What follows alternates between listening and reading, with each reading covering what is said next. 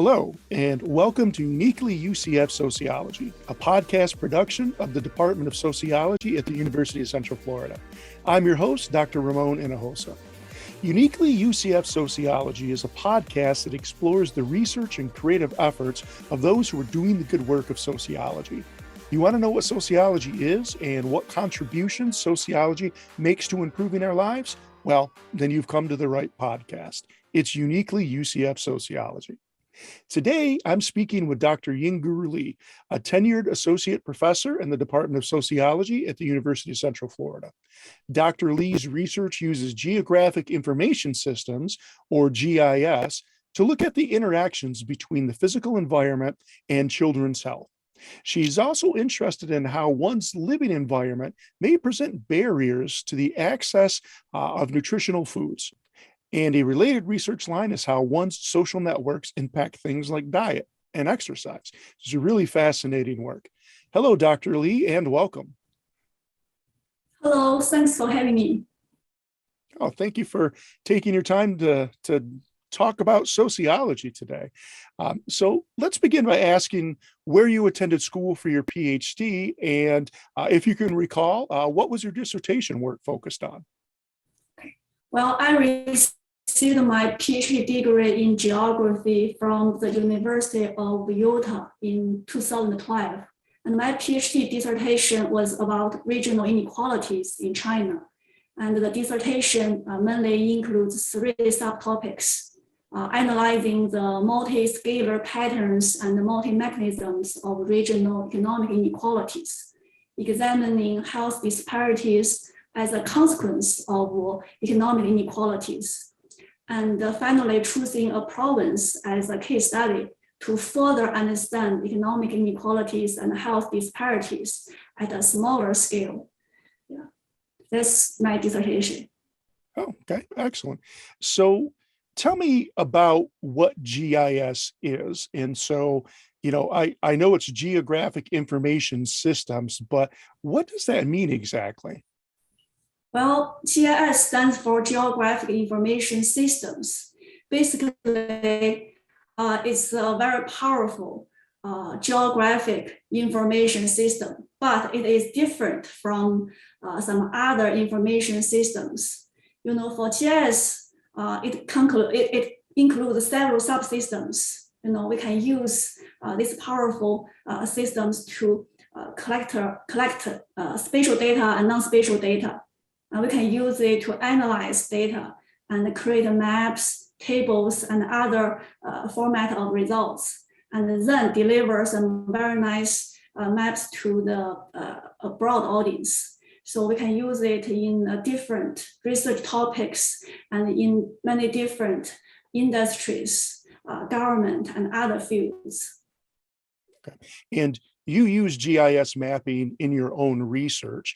And so maybe you could tell us a little bit about how it's used in something like health disparities. Okay, well, for my research, I mainly focus on using GIS and mixed method approaches to assess social environmental inequalities and health disparities. So my primary research area is about social disparities in food environment and the physical environment, as well as the impacts on health and health behaviors.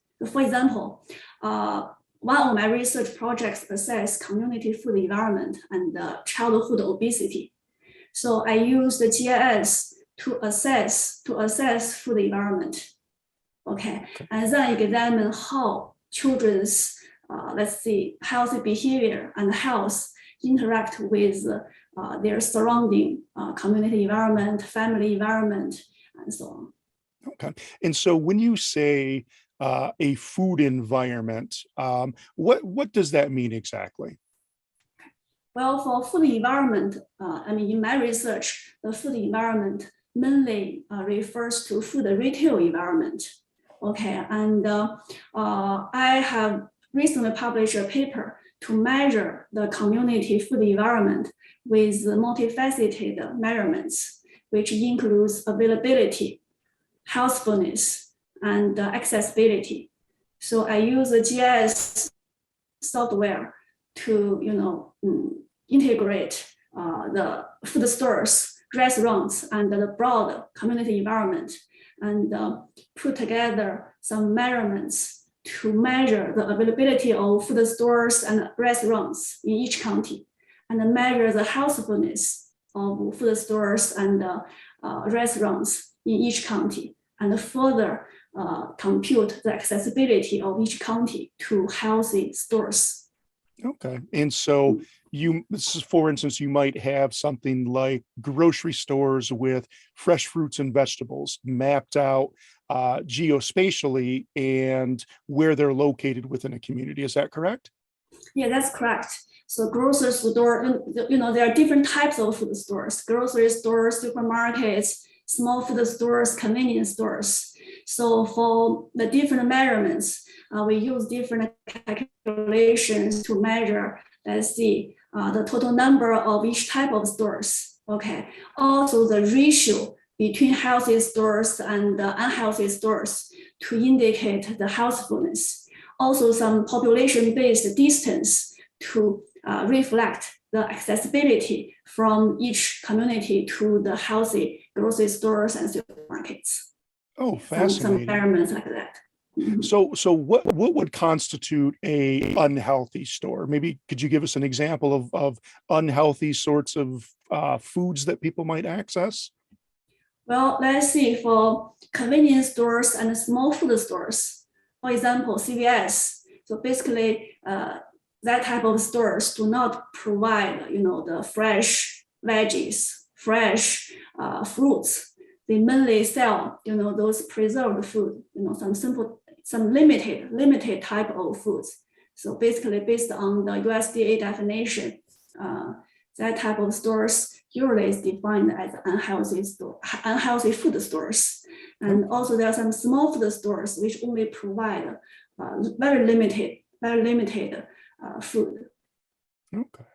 And so in your research on disparities, you had mentioned racial and ethnic disparities in food access. And so what does the picture look like insofar as your research is able to show that there are disparities? Based on a recent publication, I and my students collaborated on, we found that the racial ethnic disparities is definitely related, significantly associated with community food environment. So basically for counties, for those counties with a higher percentage of racial ethnic minority population, they tend to have a relatively low quality food environment. So with low percentage of healthy stores, but a high percentage of unhealthy stores. And also we noticed the income disparities in food retail environment. So when we stratify the counties based on their income levels, median household income, as well as based on their, racial ethnic compositions, we found that for high income counties, most of them are very accessible to healthy food stores and have a very high ratios, between healthy stores to unhealthy stores compared to those low income counties. And also for counties with high percentage of racial minority population, we see the similar pattern. Yeah, they have relatively low quality of food retail environment. Interesting. And that links up with research in sociology that shows that things like social class can impact overall health outcomes. And so what your research suggests is that one component of these poorer health outcomes for those who are in lower socioeconomic classes is probably because they don't have access to good nutritive food. Would you say that's correct? Yes. Based on the results of my research, several different research projects, we found that, basically,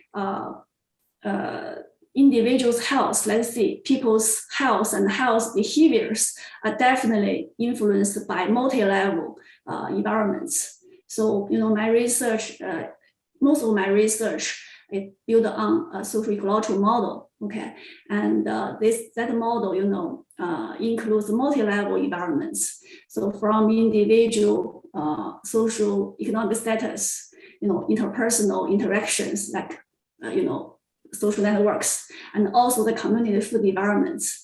The individual social economic status definitely influence their social networks. Okay, also related to their surrounding community food environments.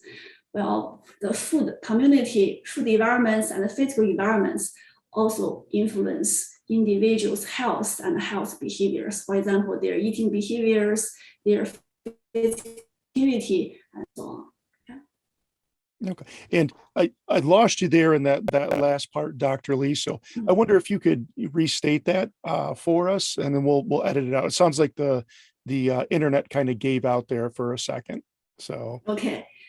So your question is about how individual social economic status is associated with their health, right? So basically, individual health and health behaviors are influenced by multiple factors, which include their individual social economic status, their social network, also their surrounding community environments, like social environments and physical environments, food environments, and so on. Okay, and the individual social economic status definitely related to their surrounding community environments, right?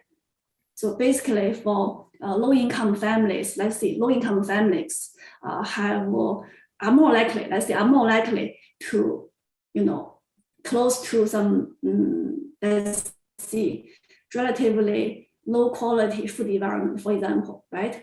And therefore, their surrounding food environment, influence their, let's say, eating behavior, also influence their maybe, food choice and so on. Therefore, the community environment influence their individual health and behaviors. So from this let's see, framework, we can see how individual factors, community environment, and individual health, are associated together. oh, that's fascinating. And it just seems to make sense, right? That you will, of course, access the food that you have in your environment. And if it's low quality food, that's what you'll eat because that's what's there. And your research also looks at things like individual health behaviors. And so what sort of health behaviors do you tend to see varied by environment? Well, for my research, we have examined eating behaviors and physical activity. Okay, and I just have talked eating behaviors a lot, and let's use physical activity as an example for answering this question. Okay, well, one of my former students have done a study which examined individual participation in physical activity, social network, and the surrounding social and physical environment. So basically examine the interaction between the three components. Okay, and that project examined individuals' participation in physical activity within social ecological model. Okay, and within that framework, we mainly focused on social network. Okay, so social network was treated as a factor, and we wanted to see how individuals' social network have influenced their participations in physical activity. Okay, social network is one of the components, and the other components, of course, is a broader environments, the physical activity environments, social environments. Okay, so social network was treated as the mediation factor, which links, individuals' participation in physical activity and the broad physical activity environment and social environment.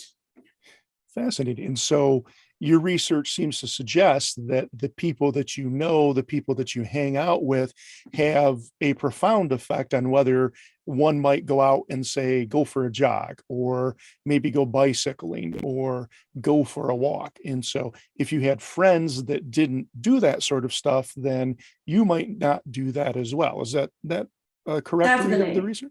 Okay. Definitely. So friends, family, parents, children, siblings, partners, all have great influence on your health behaviors. And also your network may help you to access to some tangible resources. Okay, They may introduce you to a very nice club, to a very nice place for doing exercise and so on. So both intangible and tangible resources from your social network. Oh, that is fascinating. And so you can really begin to see sort of the multi-layering of the varying approaches that community and environment and social network have on somebody's individual health. Yes, that's right. Fantastic. So for those who are out in our listening audience, let's say we have a student who's interested in your research and wants to come study with you. What might they expect when they arrive here at UCF? Well, as a professor, I truly enjoy working with students on research topics that they are interested in. So I have experiences and expertise in using GIS, quantitative and qualitative methods to investigate a wide range of topics in health disparities and social inequalities. Okay, and in the recent 2 years, I have been working on food insecurity related research. For example, we are using national survey data to examine the household food insecurity in the US during the pandemic. And we are trying to see whether the food assistance programs have effectively reduced food insecurity among American households. Okay, and also we are collecting some survey data from UCF students. Okay, and we wanted to analyze the food insecurity prevalence among college students during the pandemic and see how they have used, whether they have used the food assistance programs during the pandemic. Okay, so if the student is interested in any of my ongoing projects like food insecurity, social inequalities, or obesity, welcome to join and continue the study. Or we can explore a new research topic. And I would love to communicate with students to discuss some new research topics and ideas. And also I'm happy to discuss with students and assist them to make a sound study plan and help them prepare conference presentations and publications. Excellent. And I know that you have worked with students and they've graduated and have moved on to other careers. And so what do your students tend to do when they finish studying with you? Well, some graduate students, landed tenure track positions in universities. A PhD student I advised is currently a tenure track associate professor in a university very close to her hometown. Okay, and some MA students that I mentored received a scholarship from PhD programs and are pursuing their PhD degrees. And also some undergraduate students who took my GIS classes and worked with me through independent studies are working for companies as a data specialist or GIS specialist. Oh, fantastic. And so it isn't just about going into sociology. These students can take the skills that they'll learn with you and go work for private companies. Is that correct? Yes. I know some students in my GIS class found jobs as a data specialist. Fantastic. And I know that those jobs typically tend to be fairly well paid because it's a very specialized skill and something that isn't in fairly high demand. Well, excellent. Well, Dr. Li, if you could give us one article that you're most proud of, and I know that you've published a lot, and so maybe this will be difficult to do, but if you could think of something that represents your research, is that something that you could share with our listening audience? And then maybe we could get that article and put it in the link so that they can access it? Well, I would share my recently published paper. It's entitled Disentangling Racial, Ethnic, and Income Disparities of Food Retail Environments, Impacts on Adult Obesity Prevalence. That paper was published in Applied Geography a few months ago. Okay. And that's a recent publication. Excellent. And that should give our listening audience an idea of the sort of research that you do and what they might expect if they had to come study with you. Mm-hmm. Yeah, and I have a paper on food insecurity, which is under review. I mean, if it's published, I would be happy to share that paper as well. Okay, excellent. Well, we'll be sure to put those in the link, and so that those who are interested can check them out for themselves. So, well, Dr. Li, I really appreciate your time today. I thank you very much for sitting down and talking with us. Well, thank you so much. Yes, and I'd also like to thank you, our listening audience, for taking the time from your busy days to listen in as we discuss all things that are uniquely UCF sociology. This is Dr. Ramon Hinojosa saying thank you, and we hope you'll join us again next week. Have a good day.